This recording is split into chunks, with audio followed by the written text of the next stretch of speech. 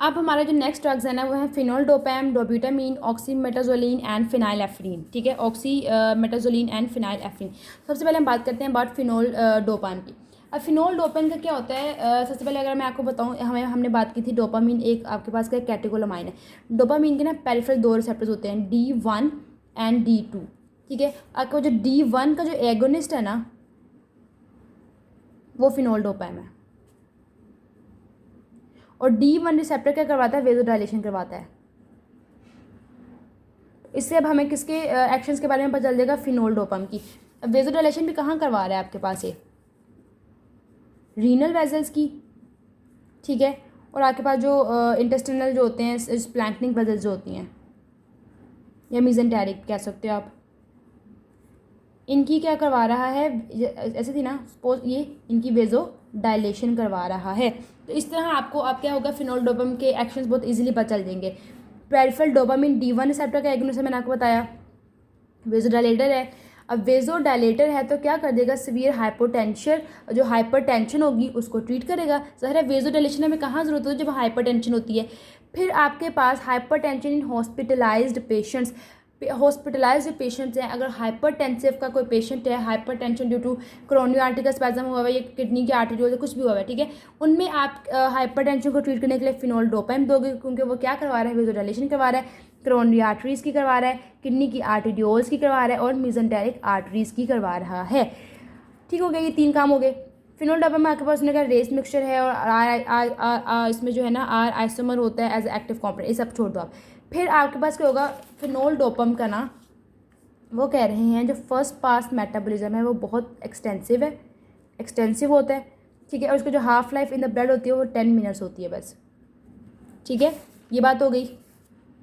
अब फिनोल्डोपैम के ना साइड इफ़ेक्ट्स क्या होते हैं, हमने बात कर दी, इसको हमने हाइपरटेंशन के लिए यूज़ कर रहे हैं, हॉस्पिटलाइज पेशेंट जो कोरोनरी आर्टरी, किडनी के आर्टेरियोल्स और मिजेंटेरिक, हाइपरटेंशन होगी। फिर अब इसके एडवर्स इफेक्ट्स क्या होंगे बॉडी में। पहली बात जो आपके जहन में आनी चाहिए, कोई भी ड्रग जो वेजोडाइलेशन करवाता है उसकी वजह से आपको हेडेक ज़रूर होगी। ठीक है, नोजिया, वॉमिटिंग, फ्लैशिंग। ठीक है, हेडेक, नोजिया, वॉमिटिंग, फ्लशिंग, ये बात कर ली। क्या मिस हुआ हमसे, डिजीनेस एंड टैकीकार्डिया। तो आपके पास और क्या करवाएगा, ये डिजीनेस एंड टैकीकार्डिया भी करवाएगा। तो आपके पास सारे के सारे क्या हो गए, एडवर्स इफेक्ट्स ऑफ फिनोल्डोपैम। अब हम बात करेंगे बाद डोब्यूटामीन। डोब्यूटामीन हमारे पास ये भी सिंथेटिक है और डायरेक्ट एक्टिंग है। अभी तक हम जिनकी भी बात करें वो डायरेक्ट एक्टिंग ही है। ठीक है, और जो हमारे पास 3 थे सिर्फ एपिनेफ्रिन, नॉरएपिनेफ्रिन, डोपामिन, जो कि आपके पास एंडोजन है, बाकी सबके साथ हम क्या लगाएंगे, सिंथेटिक ही लगाएंगे। अब डोब्यूटामीन किन रिसेप्टर्स पे बाइंड कर रहा है इसके बारे में पता होना चाहिए। हर के रिसेप्टर के बारे में पता होगा तो आप इजीली जो है वो फाइंड आउट कर लोगे कि आपके पास का फंक्शन क्या है। डोब्यूटामीन ने आपके पास बीटा 1 पे बाइंड करना है। ठीक है, डोब्यूटामीन बीटा 1, अब बीटा 1 पे करेगा, इसका हार्ट, इसका जो फंक्शन कहाँ पे होंगे, हार्ट पे होंगे। ठीक है, और एक इंपॉर्टेंट बात मैं आपको बता दूं, जो डोब्यूटामीन है ना, इसे एक्यूट हार्ट फेलियर में हम देते हैं। एक्यूट हार्ट फेलियर का पेशेंट होगा उसको आपने डोब्यूटामीन देना है, क्योंकि वो हार्ट को स्टिमुलेट करेगा। ठीक है, एक तो ये बात होगी, बीटा 1 पे एक्ट करना, ये सारा हो गया। अब हम इसके बात कर लेंगे, क्योंकि हमें पता चल गया वो बीटा 1 पे एक्ट करेगा। देखो, बीटा 1 हार्ट पे ज़्यादा, कार्डियक पे ज़्यादा हो रहा है, सब कुछ हमें पता चल गया। एक्यूट हार्ट फेलियर के पेशेंट्स में आपने क्या देना है, बीटा 1 देना है, और सॉरी डोब्यूटामीन देना है। ठीक है, एक एक्यूट हार्ट फेलियर और आफ्टर कार्डियक सर्जरी जो होती है ना, सपोज कोई पेशेंट है उसकी कार्डियक सर्जरी हुई है। ठीक है, कार्डियक सर्जरी के बाद आप जो है आप चाहते हो कि हार्ट का आयोनोट्रोपिक जो इफेक्ट है वो मेंटेन है, मतलब उसकी कॉन्ट्रैक्टिलिटी मेंटेन रहे।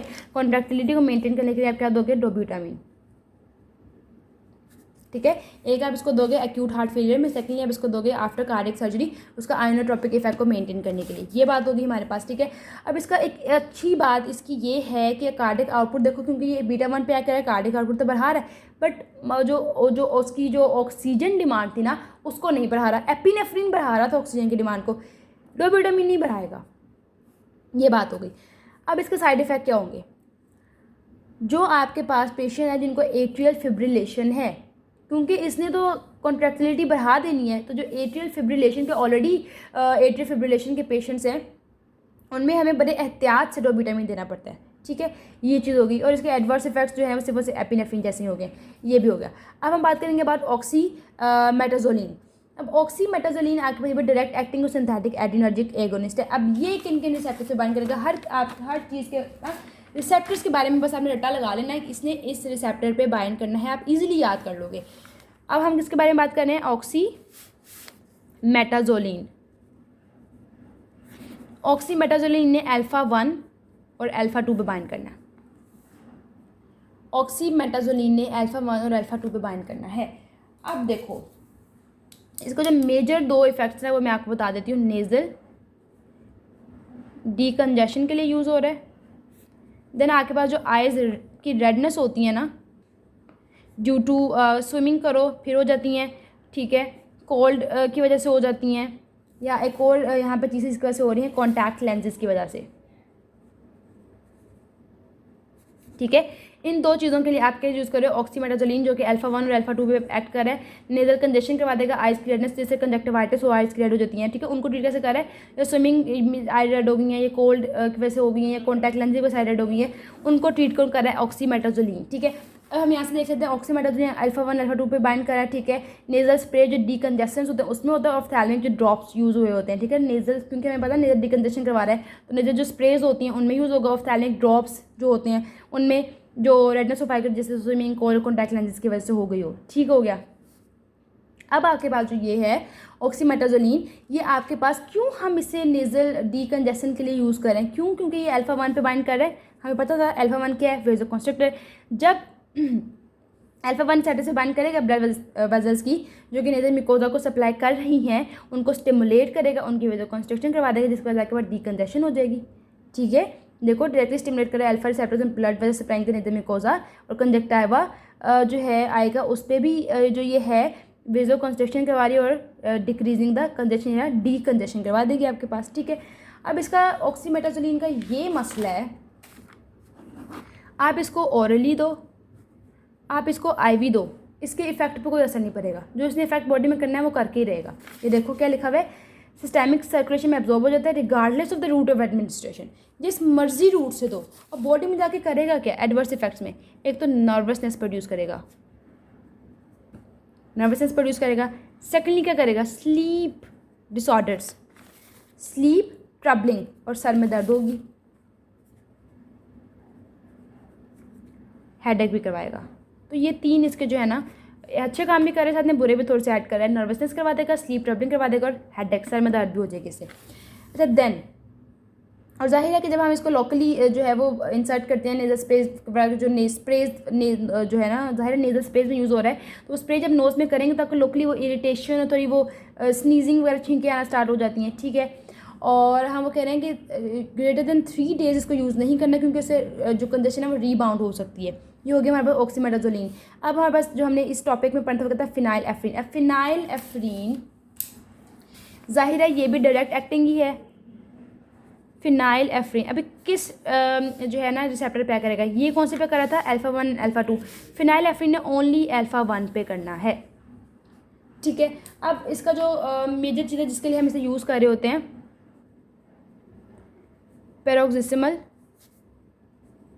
Supraventricular tachycardia.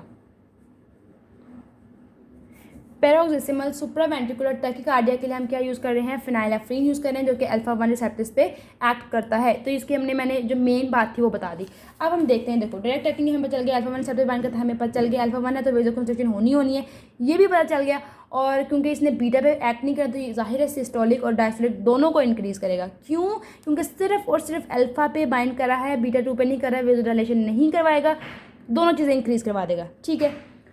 अब देखो अल्फा-1 पे बाइंड करा है, बीटा-1 पे नहीं इसका कोई जो है वो एक्शन है, बीटा-1 बीटा, तो मतलब इसका हार्ट पे भी कोई एक्शन नहीं है, ये बात हो गई। लेकिन क्योंकि अल्फा-1 रिसेप्टर्स के अकॉर्डिंगली क्यों क्या हो रहा है, BP increase, vasoconstriction, blood pressure increase करेगा। जब ब्लड प्रेशर इंक्रीज कराएगा तो आपके पास क्या होगा, हार्ट इटसेल्फ पे तो देखो क्या कह रहे हैं, it has no effect on the heart but induce करवा रहा है रिफ्लेक्स ब्रेडिकार्डिया। और रिफ्लेक्स ब्रेडिकार्डिया कौन करवा रहा था? नोरेपिनेफ्रिन करवा रहा था। किस मैकेनिज्म से करवा रहा था नोरेपिनेफ्रिन? वही वेगल एक्टिविटी इंक्रीज हो जाती है सब, उन मैकेनिज्म से करवा रहा था ना। तो वही फिनाइल एफिनेफ्रिन में भी एफ्रीन जो है उसमें भी रिफ्लेक्स ब्रेडिकार्डिया होना है, क्योंकि बीपी जहाँ पे रेज हो रहा है, बीपी रेज होगा तो ये तो होगा ही, ठीक है। वही वेगल एक्टिविटी इंक्रीज हो जाएगी और सारा का सारा जो है वो हार्ट रेट टुवर्ड्स नॉर्मल होगा, ठीक है। अब देखो पैरोक्सिस्मल सुप्रावेंट्रिकुलर टैकीकार्डिया, इसके बारे में भी मैंने आपको बता दिया इसमें यूज़ होता है। और कहाँ यूज़ होता है ये? सेकेंडली इसका क्या फंक्शन है? एक तो ये हो गया, देन आपके पास हाइपोटेंशन को ट्रीट करता है ये, क्योंकि ये सिर्फ और सिर्फ अल्फा 1 पे करे तो बीपी तो इंक्रीज़ कराएगा। तो हाइपोटेंशन, वो भी कौन से हाइपोटेंशन?